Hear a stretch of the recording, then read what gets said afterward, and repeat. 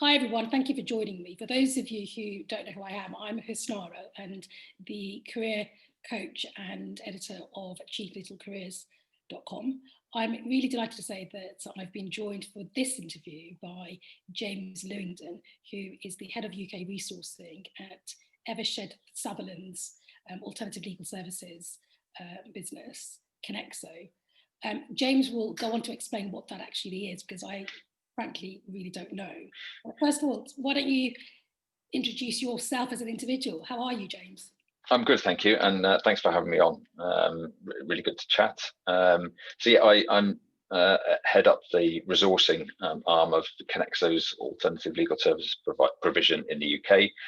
Connexo is the provider of alternative legal services, which include kind of providing technology platforms, remediation services, project management services, consultancy services, which also include, contract lawyers, contract HR professionals. So it's everything that kind of, I suppose, traditionally wouldn't be classed as what a law firm offers. And it's interesting that the term alternative legal services, which are actually now becoming mainstream, there's not really much alternative around what we're doing, because lots of other law firms and providers are offering similar services. And my role is heading up in the UK how we use contract lawyers, consultant lawyers, and legal project managers, etc., in placing with clients and into Evershed Sutherland itself. Okay, we're going to, the main focus of the interview is going to be on contract lawyering or consultant lawyering. There are lots of different phrases that I speak to use, and it would be helpful for you to I guess start by telling me what the difference is, because the ones I've heard are freelance lawyering, contract lawyers, consultant, flexible lawyering, virtual law firms. It's all a bit of a mystery to so many lawyers I speak to. So can we take it right back down to basics first? And if you could just explain some of the subtle differences. Yeah, and I agree. Everyone's got their own terms and use different terms to define the same thing, and different terms define different things. I think part of that confusion does lead to a bit of people being worried about getting into a market they don't understand. So I may use a term that some other providers or some other people may use a different term to describe, but I suppose what I'll describe is the different ways that you can work, and therefore what terms could be used. So what we traditionally do is we use consultant lawyers. So those are lawyers who are freelance, who we place under Evershed Sutherland / Connexo's umbrella into a client. So they are people either operating through their own companies or through an umbrella company that are contracted to provide to work as part of an in-house legal team. That is where, similar to other providers in the market, such as Lawyers on Demand or Pinson Mason's Vario or Alan Overy's Pierpoint, that's quite an established market. It's been going since at least 2008, 2009. We started in 2011. So that's kind of one way of working, a consultant being on placement with a client. The virtual law firm, I suppose, fee sharing type model, you might hear of people who are companies such as Keystone Law or Gunnar Cook, or others that you've got, Illume or Carbon Law. And these are essentially virtual law firms where lawyers sign up to work with them, either have their own client base and do kind of fee sharing arrangements, but that is more traditionally, I suppose, like a law firm, but without all of the building. Oh yeah, exactly. And those, but they serve different kind of client bases, sometimes regional, sometimes kind of SME markets. But that's where you have to win your own work and generate your own fees, as it were. Yeah, when I talk about virtual law firms to lawyers I sort of run coaching sessions with, I tend to compare them to barristers' chambers. So it is essentially an umbrella organisation without, as we said, the bricks and mortar, and you're sharing some infrastructure, whether that might be sort of PR and marketing, online, so a website, but beyond that, you're essentially bringing in the work. And then I think unlike law firms where as an associate you bring in the work and you receive you won't get a share of that because that's goes to the partners, you get a salary. The incentive for that model is that you eat what you kill and then you share a slice of your earnings with the umbrella organisation. But what we're going to talk about really is the sort of consultant model run by organisations like yours. So first and foremost, let's assume that someone is either forced to consider their position because of a redundancy, which unfortunately is quite commonplace at the moment, or they've got to that point in their career where they're thinking, I'm yearning something different. I don't particularly want to become a partner. I'm not sure I want to move in-house. I don't in fact really know what I could be doing. I feel a bit lost. At what point does this format become relevant? Who do you typically speak to about this method of working?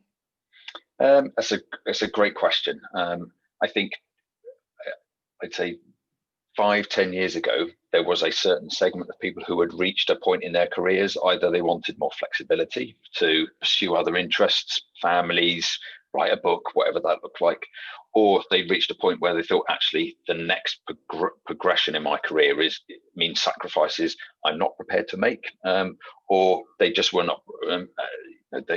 They'd had that discussion that you're not going to be partner, and that happens in law firms.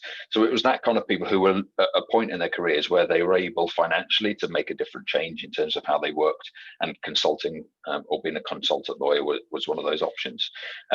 As of kind of now, the last 6 months to a year, we've actually seen a real increase in more junior or people starting out in their legal careers entering this market, because of what it offers is actually great career experience, a portfolio career, different ways of working. It enables a bit more freedom to choose the kind of assignments and the ways that you want to work. And I think the ways that lawyers are looking at the legal profession has definitely changed in terms of what do they want out of it for their career, how rich and experienced do you want to have. And sometimes the traditional, you're either permanently in-house or you're permanently in private practice, doesn't always give that. So I think, who do we speak to right now? I mean, the team that does all of that kind of onboarding and resourcing would say it's one PQE, people who are just coming out of LPCs, right through to ex-general counsel, partners coming out of Magic Circle law firms. So I think, if anything, the experience of what the consultant market offers is right across the legal spectrum in terms of talent, experience, and expertise. Is that really the case? Because I've spoken to NQs who are saying that some of these platforms won't speak to them because they focus on more experienced people. So does it vary from platform to platform? So you need to shop around a bit. Yeah, and I think it's worth exploring. I mean, if you look at the different platforms, they're associated with different law firms, and what you may get from one law firm in terms of their expertise generally trickles into the kind of experience and the kind of clients that you'd work with through their platform. So if you look at a Magic Circle platform and what they offer, it may not have the same client breadth of experience, as in they're probably going to be in financial services, probably be in regulatory change type experience. Whereas you look at some of the other platforms and what their client base or what their expertise base looks like, it demonstrates the kind of client experience that you get. I think across all the platforms, though, that move towards incorporating and encompassing and embracing more junior talent definitely is growing. I think some of we've definitely been doing for the last number of years, but I think actually it's a market move that you'll see lots more of the other providers, which I know some are already doing so, are embracing that junior talent. But it is worth looking around and seeing which law firms have the services and which ones may be tailored to that junior end of the market. So in terms of Connects, though, do you take on paralegals with your books as well? Yep. Okay. So we've got paralegals either on project basis, where we might have teams, but also on individual basis, clients saying, I need a paralegal who's going to come and help me do some of the corporate reorganization work or some of the remediation work. So absolutely, paralegals, junior lawyers, right through to kind of more senior experienced end. We're both on the same page that you do need to shop around, and it will vary from platform to platform as to what level of PQE they're targeting. If they have any capacity to take on paralegals, because I know some won't. And it's also worth highlighting at this point that these platforms, because of the very nature of the law firms they're connected to, which are commercial entities that serve commercial clients or city clients, that it's not really an option, is it, for people who specialise in areas like criminal law or family law, that typically the placements are going to be with corporates? Yeah, correct. And I think that again, if you look at the law firm and you look at the client base of what those law firms are servicing, that will tell you the kind of work that you do. So for us, yeah, we don't deal in kind of family law, criminal law, those kind of areas. There may be firms out there that do cater for those service lines, but for us, it is the corporate commercial experience that our clients are looking for, and therefore that's the talent that we need. Yeah, and what about practice areas? We know the types of clients, we know sort of PQE levels can be huge depending on platforms. What areas are busy at the moment? Litigation. I mean, I think that's the amount of financial services litigation that is currently in the marketplace, and will be continuing for quite long periods. So generally, what we see is those clients who have big legal teams or big infrastructure, so financial services, energy, telecoms, media, those are traditionally the big areas that draw on these consultant pools of talent to supplement their in-house legal teams. Increasingly, we're seeing, I suppose, smaller legal teams where you've got a legal team of 3 or 4. What they're unable to do is hire in any further permanent headcount. So what they rely on is coming in and bringing in consultants, whether that's kind of junior or paralegal or mid-level, to supplement that team. So this way of working traditionally has been those big practice areas: financial services, energy, telecoms, and actually is becoming a normal practice across a much broader spectrum of clients and sectors. But I think what the consultant market, that a positive, is actually that clients could be a bit agnostic around service lines. It's more about expertise, the way that you deliver those services. So we have commercial lawyers, as an example, who may have worked in telecoms, who will then go into work in financial services or work in energy, because their commercial experience can be quickly replicated in a different sector environment. Okay, and let's assume that someone has decided they want to go down this route. Can you talk me in the most basic way possible what the process is of getting onto or added to your platform, and then what happens next? Yeah, it's pretty simple, and it's pretty similar to all of the other providers. So what I'll be saying about what we do is of a variation of what most of the other providers in the market also go through. There'll be an application that send a CV in. Either we've got a resourcing at Connect, so email address, we've got a LinkedIn page, etc. So lots of the other providers do. Send in a CV, and there's an application form to fill out, which will just go in a bit more detail around kind of your expertise, what kind of work you're looking for, which way do you want to work, and then there will be an assessment with one of the Connexo resourcing team, with a partner from Evershed Sutherland, that will look at both personal competencies as well as technical competency from a legal perspective. Once that has been passed successfully, you're then incorporated in kind of the pool or community of talent that we've got, and then roles are sent to you according to the kind of preferences that you've chosen. So some people say, I only want to work within this sector, I only want to work this number of days a week, I only want to kind of do this kind of work with this client, and then roles and opportunities will be sent through to you depending on those preferences. And that's of a variation of what most of the other providers go through in terms of their onboarding and selectment criteria.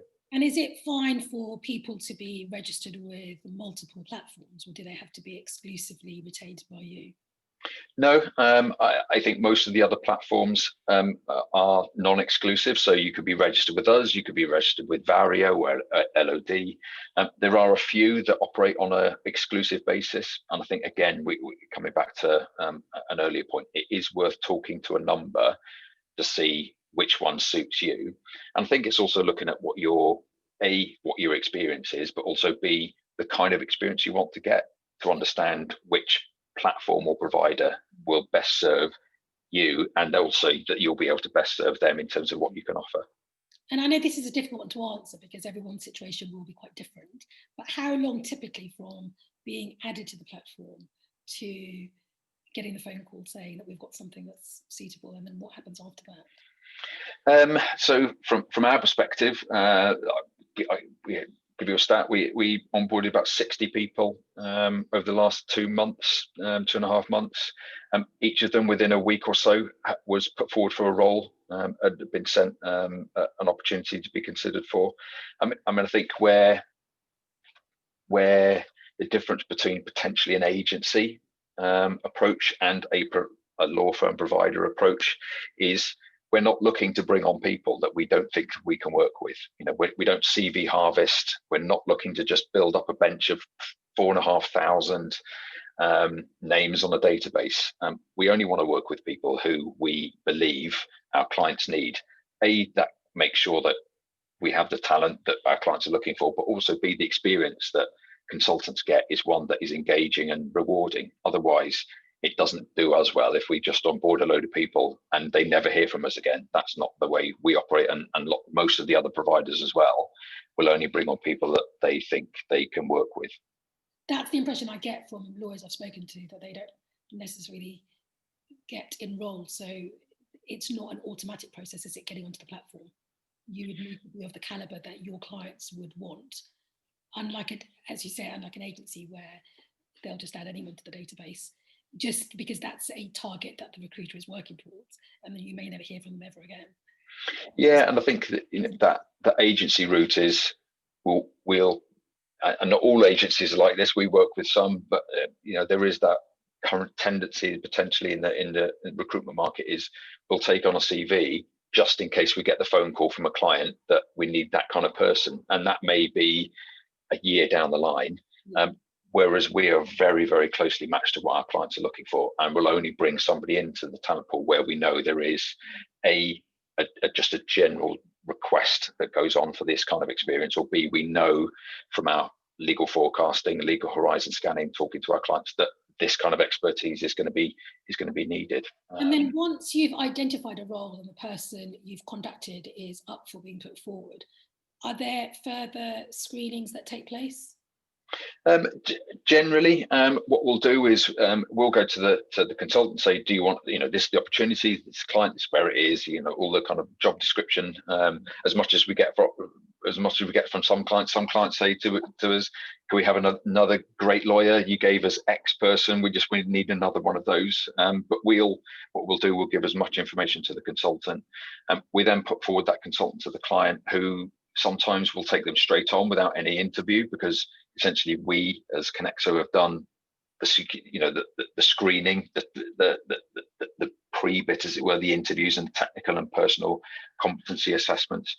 Other clients will want to do an interview, everything's via Zoom or Teams these days, and then make a selection. I think what the law firm platforms enable is clients to be able to shortcut some of that selection process, where they think, well, they know that because we've done a lot of that selection criteria and assessment, they almost have to just make the decision, can I work with this person? So it's less around the technical skills, experience kind of interview, and it's more around, okay, talk us through your experiences.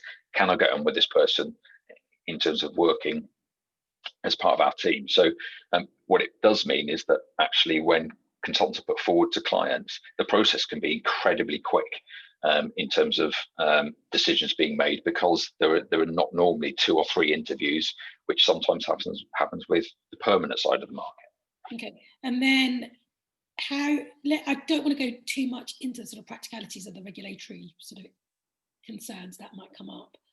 Can you tell me, in a really short answer, the sort of regulatory considerations that people might need to sort of just factor in? I'm thinking indemnity insurance, practicing certificate, any others?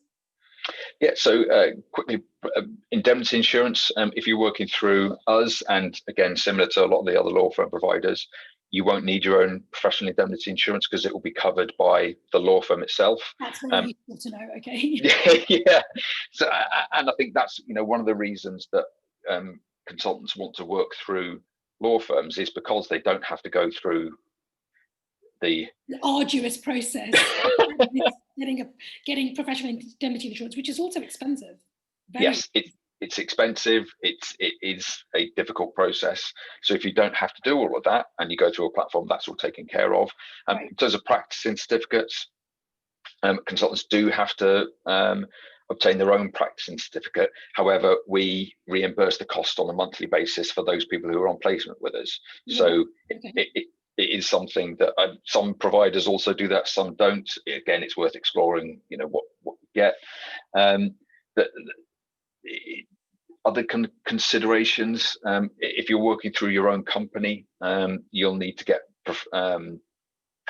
public liability insurance, but that's 150 quid a year roughly. But the actual, and you need to register a company potentially, or if you're working through an umbrella company, have to register with them. But what we tell all of our consultants is a lot of those processes, when we go through the onboarding, we'll have told you, okay, this is where you need to go to find out further information around accounting or setting up your own company. And a lot of those processes can happen within 24, 36 hours. And what we don't need is a consultant to have set up their own company, registered with an umbrella company or whatever way they want to work until potentially a client has offered a role. Okay, that's useful to know, because I think some people are really put off by all of this. It's boring, but also a bit scary for people because they think, I don't have the time to do it, it's too complicated, and they procrastinate over it. So it's useful to know that you take care of much of it. Okay. Yeah, I mean, I get our role in the same way as the others. If we can take the headaches away of operating as a consultant by giving as much information as possible, then it frees up that consultant to just concentrate on doing what they enjoy and doing what they're good at, which is legal advice and working with a client. So we'll take as much of the headache away around where do I go for information, how do I set up, who do I talk to, what do I need to do. We'll service all of that to make sure that people just concentrate on enjoying their roles. Let's talk about money. I know you can't, again, it's very individual, based on projects, based on client, based on experience, etc. But I understand that you charge a daily rate or sometimes an hourly rate. And is that sort of commensurate with what you would earn if you were employed? Is there some sort of parity there? Most roles are on a day rate basis. So they are on a day rate. Some, if it's very flexible, we've got hourly rate type roles. But generally, the rule of thumb is it's a day rate, and that will be similar to again a lot of the other kind of law firm providers in the market. In terms of comparisons, generally the take-home pay that you would get operating as a consultant is higher than what you would get as an equivalent potentially in private practice or in-house. However, you've got to factor in things like you need to pay for your own private medical health insurance. If you want to do that, you need to pay for your own pension.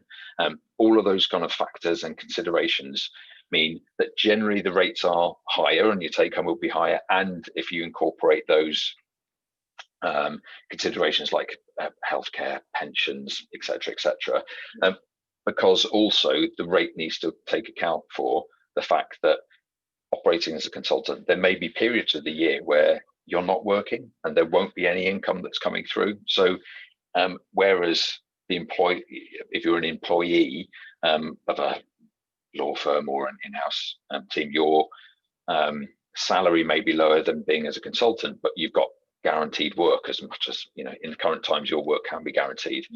So rates are higher operating as a consultant. How many months per year would you expect to work? Someone mentioned probably 9 months and then 3 months in not in back-to-back sort of days, but spread throughout the year between assignments. I mean, I think that's good. That's a good rule of thumb. I think again, if you're registered with 1, 2, maybe 3 providers, what that means is you spread your opportunity and your revenue stream for potential roles. Because if you're registered with just one, they have a certain client base, and that will have a certain throughput of opportunities. Whereas you register with one or two, you're kind of spreading the potential client base. But it's a good rule of thumb to say what you should really be accounting for is thinking there are going to be 3 months or so of the year that I'm potentially not working as a consultant. Which is, it's worth taking that approach. And flexibility being a massive driver for people to work on this basis. How easy is it to get a part-time role? I think, currently the last 6 to 9 months has accelerated that kind of thinking. I think when we first started out back in 2011, there was still that drive for, I need someone 5 days a week. They need to be in Canary Wharf, or they need to be in, the offices, or London, wherever that looked like. Increasingly, as this over the last 10 years now, the drive for people who have the right skills and experience, but may not be able to deliver that 5 days a week in an office, has actually driven the amount of people who are able to work part-time. So we have a large number of people who operate as a consultant because it gives them the opportunity to work 3 days a week or 4 days a week, and the opportunity increasingly to work completely remotely without having a set day. I think the theory of people starting at 8, finishing at 6, and that is their day is actually changing rapidly. And what consultancy offers is the ability to do work in a very flexible, very way that meets what they are able to offer in terms of their skills and experience. Actually, clients and law firms are much more amenable to that way of working, and the consultancy route offers that, I think, a lot more than what potentially permanent employment does. You've painted a really rosy picture, and I'm a and also an eternal pessimist. So nothing in my world is ever that perfect. What are the sort of negatives of going down this route? And do you please try to be as honest as possible? Yeah, I think it isn't for everyone. I think there is the uncertainty of where your next role is coming from does play heavily on people who are especially entering the market. I think those who have operated in this way for the last 5 to 10 years do see that kind of peak and trough, and overall the trend of being generally engaged and employed. But I think if you're someone who likes certainty and likes what that brings, then consulting can be quite a frightening experience in terms of where is my next paycheck coming from. So the ability to embrace that kind of uncertainty and understanding that it may be you finish a role and you might not get something for another 1 or 2 months. If you're able to take that into consideration, that is something that some people struggle with. I think I wouldn't call it a negative, but again, if people are interested in status and title, and doing a certain level of work, again, consulting may not be for them, because I think what consultancy does, you need to go in and just do whatever that kind of part of the team. And we've got people who are ex-general counsel, ex-partners, who are reporting into people who may not be as experienced them or have as much skills in certain areas, but you're not there to, as a consultant, you're there to fit in and deliver a role. And that means that if some people come into consultancy and say, I only want to do this level work and this kind of experience, it may not be the right kind of career for them. And also, I think what consultancy offers positively is lots of different rich experiences. But on the flip side, it means that it can be quite sometimes isolating, because you're not part of a team for one, you're not part of a team building years-long relationships with other members of an employed role. Platforms such as ours and others do provide some of that community basis, regular socials and regular engagement and things. But if you're looking to grow as part of a team, it's really difficult to do that as a consultant, because you may be 6 months with one team and then 6 months with another. So what we try and do is really test and help people understand, what kind of things do they enjoy about the workplace that actually they may not get being a consultant, But on the flip side, does that mean they get more choice in terms of where they want to work? So those are, I won't call them negatives. I think they're challenges that people really need to consider carefully before they enter this kind of way of working. And it's the case with everything, isn't it? That some stuff is for some people and then others, like it. One other thing that jumps out at me with regard to challenges and negatives, however you like to label it, is career progression. If you were to go down this route as a mid-level associate, where does that leave you longer term, bearing in mind that you might have 30 years ahead of you of working? Personally, and having seen it in across people who have worked in this way, I think it is one of the best ways to actually progress your career, because it enriches and gives you experiences that you may not be able to get just by climbing that kind of single ladder with one organization. We've seen and had people who have worked with us who have then gained experience that they would never have got in the environment they were working in permanently, and that has enabled them to actually shortcut into or gain a role that they probably wouldn't have got if they'd been permanent.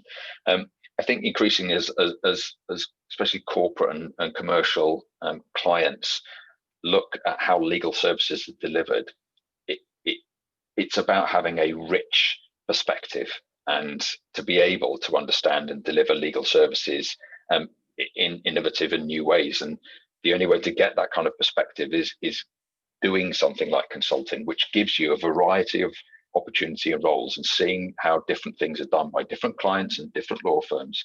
And that rich experience really does add value to a CV. I think the perception 10, 15 years ago was if you were a consultant market, it was because you weren't good enough to be permanent in-house and permanent in private practice.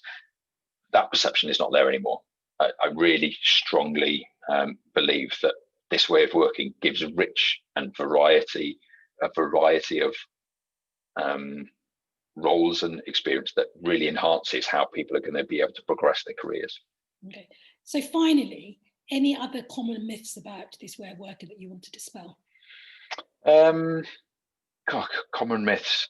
I mean, I think that was the first one, that it's, that it's not for people who consulting is for people who have opted out. Actually, I think consulting is a way for people to really enhance their careers. It's not for everyone, but it really is rich and rewarding for those who want to do something different. And the way that law firms and private practice, the way that law firms and in-house teams, the boundaries are becoming a bit more blurred in how they operate. I think this gives them a great way of working. I think the myth of operating as a consultant as a quick and easy way to earn money, that's not the case. I think it is a way of potentially increasing your take-home pay, but the risks associated with not working sometimes outweigh that. And I think also I suppose the myth that this is a way, or this is an opt-out of career. I don't know if I've put that in the right way. Or it's for a certain level of people who have reached a point in their career, they're kind of opting out of the rat race type environment. What I actually say is increasingly this is a career that junior people just starting out in their legal careers can really embrace and really get a lot of experience from. So it isn't around, oh yes, now someone wants more flexibility because they want a family, so they're becoming a consultant. That's never been the only reason, and B, that absolutely isn't the case, because we are seeing a huge drive in more junior and more people starting out their careers embracing this way of working. Brilliant. Well, that's been really insightful, James. Really appreciate you chatting to me about this. Stay well, and no doubt we'll chat again soon. Thank you. Really appreciate you having me on. Thank you.